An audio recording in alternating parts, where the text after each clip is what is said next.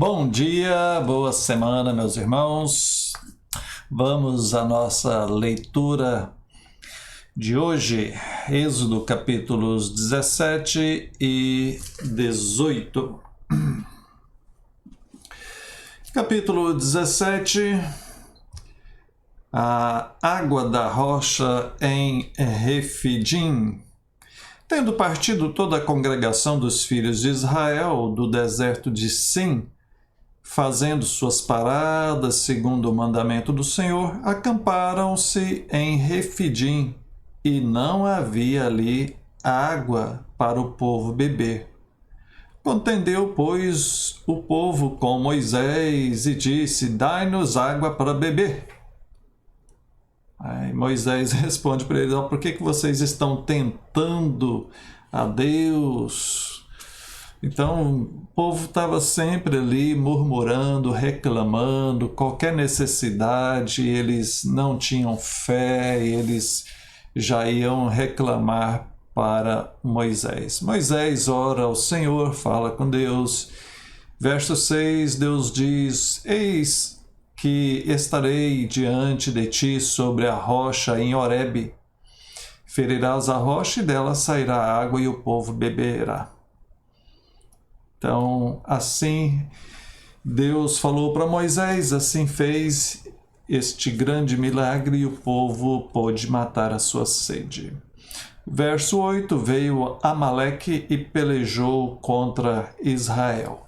Começam as guerras, os povos daquela região começam a guerrear contra o povo de Israel, porque o povo de Israel está marchando, avançando sobre as terras deles. E Amaleque, é de onde vêm os Amalequitas, né? Pelejaram, batalharam contra o povo de Israel. Diz o verso 10 que Moisés, Arão e Hur subiram no alto do monte, e quando Moisés mantinha sua mão estendida ali, o povo de Israel vencia a guerra. Quando ele baixava as mãos, o povo de Israel começava a perder a guerra. É interessante isso, né? Como que Deus estava agindo ali através da intercessão de Moisés. E então diz que Arão e Hur ficaram segurando as mãos de Moisés estendidas até o final da tarde. E dessa forma, então, Israel conseguiu vencer aquela batalha, aquela luta contra os amalequitas.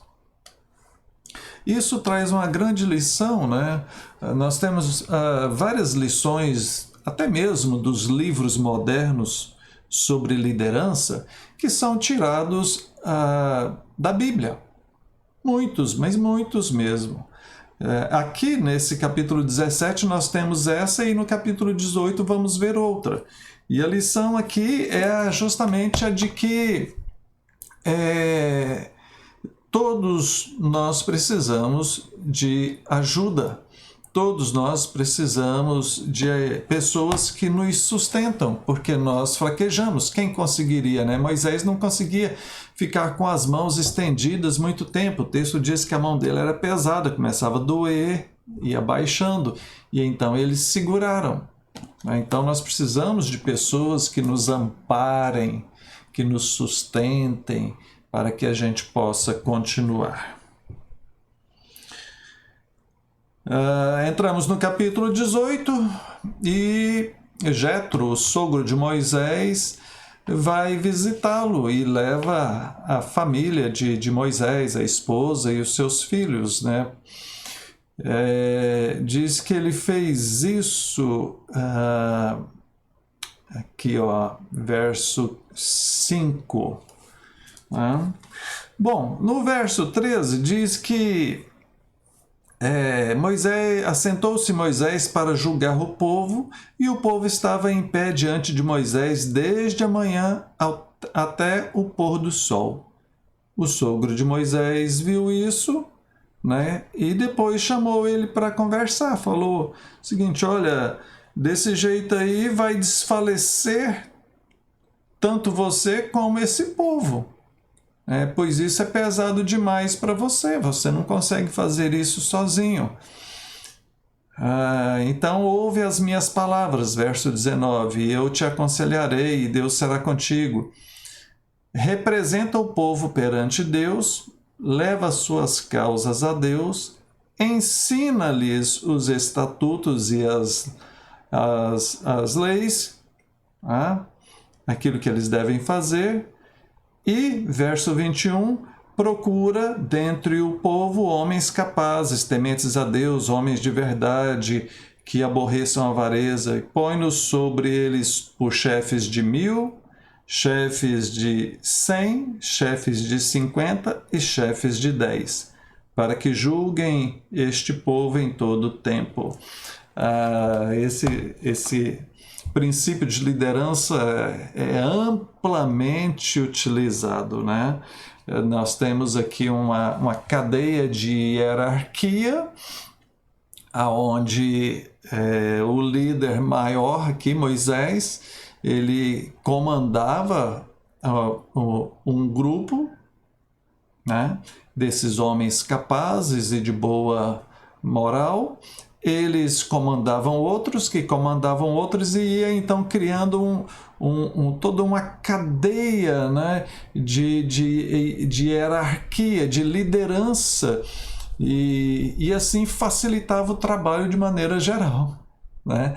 As organizações usam isso, né? Você tem ali um supervisor de área que está subordinado a um outro supervisor de área maior, que está a um gerente regional, que está a um diretor geral, que está sobre abaixo de um presidente.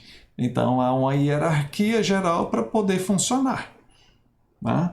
E na igreja também deve ser assim, né? Há os líderes que estão à frente e vai criando uma cadeia de líderes e ministérios para que a igreja, que, como eu costumo dizer, é um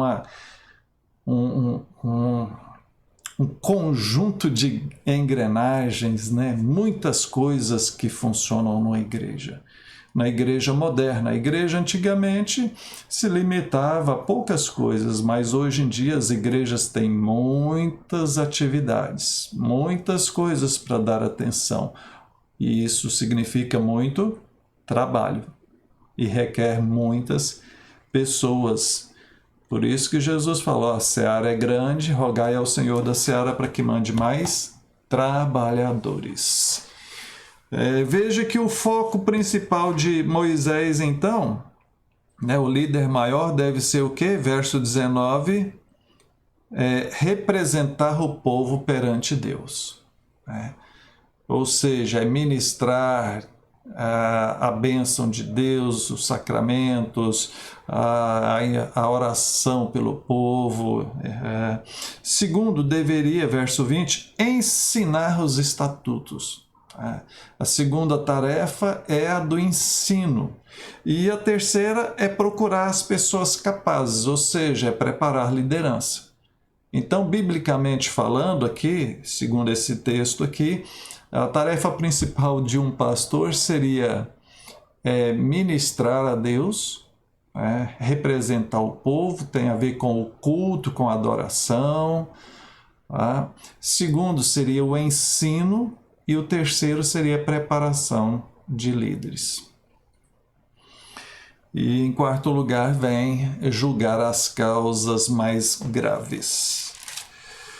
Muito bem, queridos, grandes lições para nós, né? E eu encerro dizendo assim, aonde você se encaixa no reino de Deus? Aonde você se encaixa nessa hierarquia? Você tem desenvolvido algo, você está colaborando com algo na igreja, aí você é convidado a fazer parte, né? Poder dar a sua parcela de contribuição na obra de Deus, tá bom? A sua ajuda será muito bem-vinda e eu ficarei agradecido. Vamos orar? Pai, bendito seja o Senhor. Obrigado porque o Senhor levanta pessoas para nos ajudar. Muito obrigado. Obrigado, ó Deus, pela tua igreja. Obrigado por podermos colaborar na obra do reino do Senhor. Dai-nos a tua bênção, te pedimos em nome de Jesus. Amém. Amém. Grande abraço e Deus te abençoe.